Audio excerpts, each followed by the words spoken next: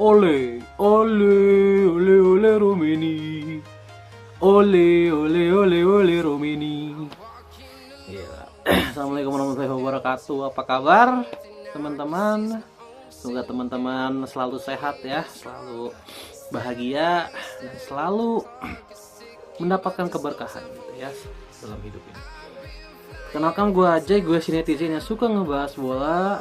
Mungkin banyak yang bertanya ya, apa arti dari selebrasi ikonik ini yang akhir-akhir ini menjadi viral di Indonesia ya, dimana banyak sekali supporter yang memparodikan selebrasi ini.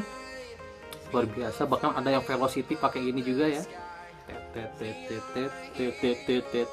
oleh Romeni ya. Ini selebrasi ikonik dari oleh Romeni ya. Sebenarnya kalau gue sendiri sebenarnya gue udah sering lihat ya di semenjak di Utrecht, bahkan di Emmen, di FC Emmen dulu gue udah sering lihat selebrasi ini.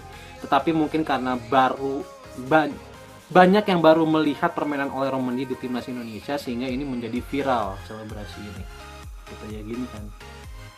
Nah, apa arti selebrasi ini gitu ya? Banyak yang menduga-duga bahwa artinya katanya adalah apa dulu tuh? Artinya adalah bersyukur katanya.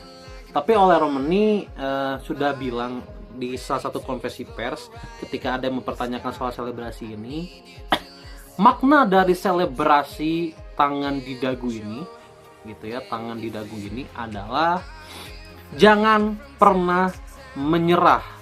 Kita harus selalu menegakkan kepala ke atas. Kita harus selalu bekerja keras dalam melakukan apapun. Jadi itu makna tangan di dagu. Jadi ini tuh sebenarnya adalah untuk menopang dagu, supaya dalam segala hal yang kita lakukan, kepala kita itu selalu menghadap ke atas, tidak ke bawah gitu ya. Kan memang kepala ke bawah itu kan artinya tanda menyerah ya.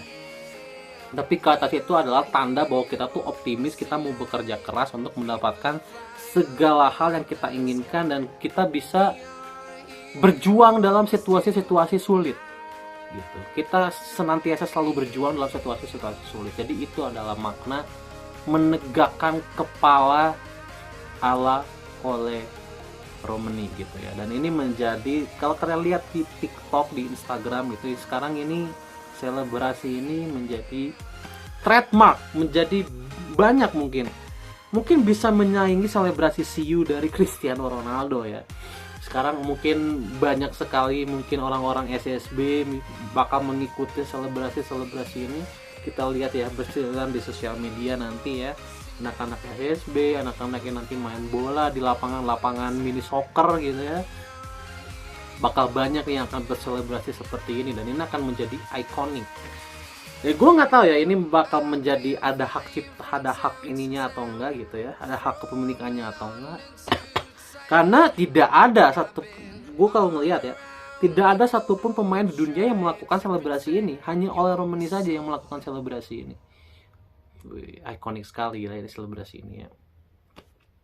Gitu, dan gue harapkan dengan motivasi-motivasi yang dilontarkan oleh Romeni ini, oleh Romeni mengungkapkan ya bahwa dia berharap bahwa pemuda-pemuda di Indonesia ya gitu ya, pemuda-pemuda Indonesia itu tidak pantang menyerah dan selalu bersemangat, selalu menegakkan kepala bahkan dalam situasi sulit sekalipun. Dan itu memang sudah dilakukan Romeni di timnas Indonesia. Kita lihat lawan Australia, meskipun Indonesia itu dalam situasi yang sangat sulit, tapi Romeni tetap menegakkan kepala dan berusaha melakukan yang terbaik. Kita lihat menghadapi Australia, meskipun sudah ketinggalan 4 gol, Romeni masih Spartan. Di saat teman-temannya sudah agak lost ya bermainnya, Romeni masih Spartan, masih berusaha berlari, masih berusaha menggunakan skill. Bahkan dia mencetak gol dari, bisa gue bilang, skill individunya ya. Karena dia melewati satu pemain, kemudian dia melepaskan tendangan kaki kiri dan menjebol gawang Australia. Itu kan arti makna dari selebrasinya dia ini, bahwa meskipun dalam situasi sulit, kita harus tetap bekerja keras, kita tetap harus memberikan yang terbaik, kita harus berjuang untuk setidaknya kita bisa menegakkan kepala ke atas ketika selesai pertandingan gitu ya.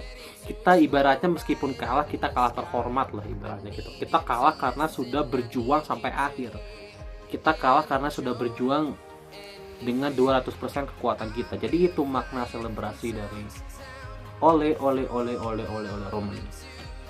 Ya, Ole Romani memang sedang menjadi fenomena, teman-teman. Kalau kalian lihat Instagramnya aja, melesatnya itu sangat luar biasa. Hanya dalam seminggu followernya udah nambah 1 juta, teman-teman. Kalau kalian lihat ya, followernya itu sudah nambah 1 juta, jadi sudah banyak sekali.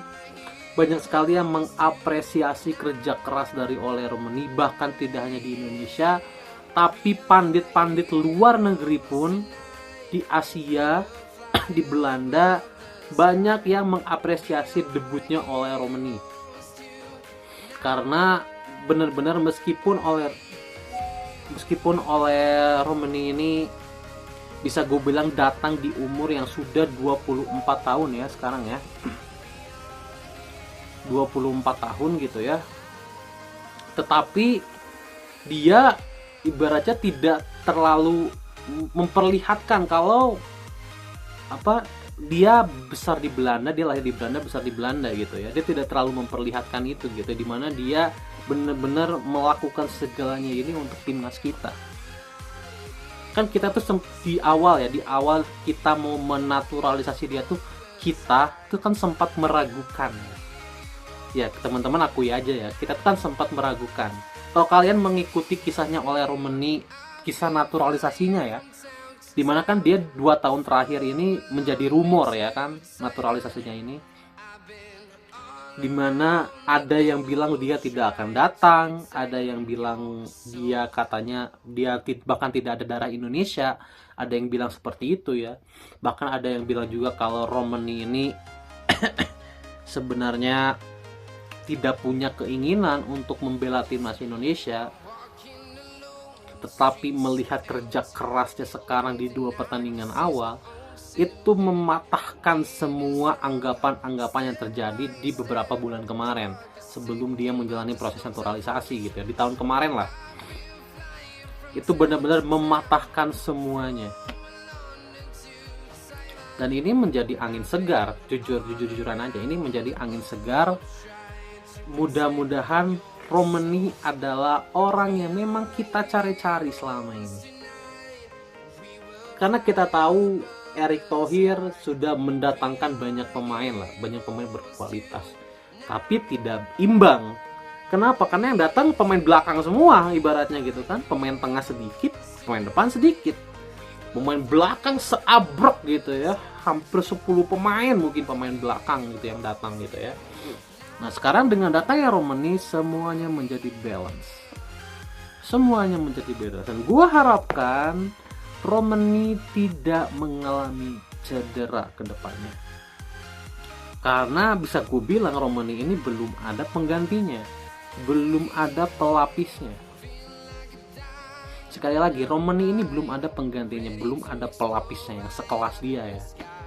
Gitu. Jadi gue harapkan Romani bisa menjaga-jaga terus level fitnessnya, bisa menjaga-jaga terus kebugarannya, bisa menjaga-jaga terus kakinya supaya tidak cedera dan bisa digunakan terus untuk timnas Indonesia ke ajang-ajang selanjutnya. Ole.